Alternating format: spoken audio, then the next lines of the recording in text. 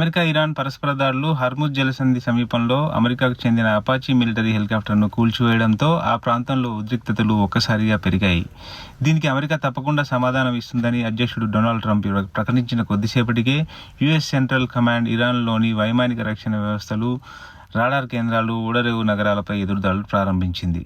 మరోవైపు ఏవైనా తదుపరి బెదిరింపులు వస్తే ఊరుకునేది లేదని ఇరాన్ విదేశాంగ శాఖ హెచ్చరించింది. చారిత్రాత్మక ఆర్టెమిస్ 3 చంద్రమండల యాత్ర వ్యోమగాములను ప్రకటించిన నాసా.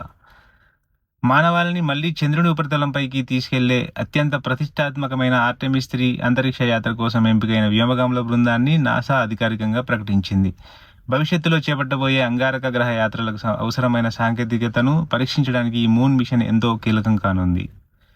వెస్ట్ బ్యాంక్ హింసపై 5 దేశాల కొత్త ఆంక్షలు. వెస్ట్ బ్యాంకులో పాలస్తీనా పౌరులపై జరుగుతున్న తీవ్రవాద హింసను అరికట్టేందుకు 5 దేశాలు ఏకమయ్యాయి.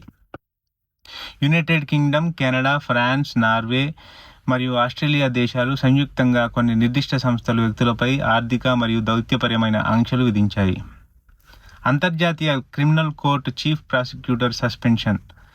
అంతర్జాతీయ criminal court chief prosecutor Karim ఖాన్ను ఆ సంస్థ యొక్క పర్యవేక్షక కమిటీ అధికారికంగా సస్పెండ్ చేసింది.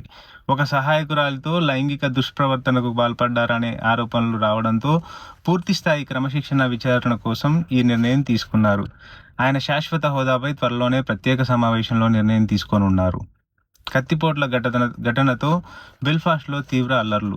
ఉత్తర ఐర్లాండ్లోని బెల్ఫాస్ట్ నగరంలో వలస వ్యతిరేక నిరసనలు ఒక్కసారిగా హింసాత్మకంగా మారాయి. అక్కడ జరిగిన కత్తిపోట్ల దాడికి సంబంధించిన గ్రాఫిక్ వీడియో సోషల్ మీడియాలో వైరల్ కావడంతో నిరసనకారులు రోడ్లను దిగ్బంధించి వాహనాలకు నిప్పు పెట్టారు.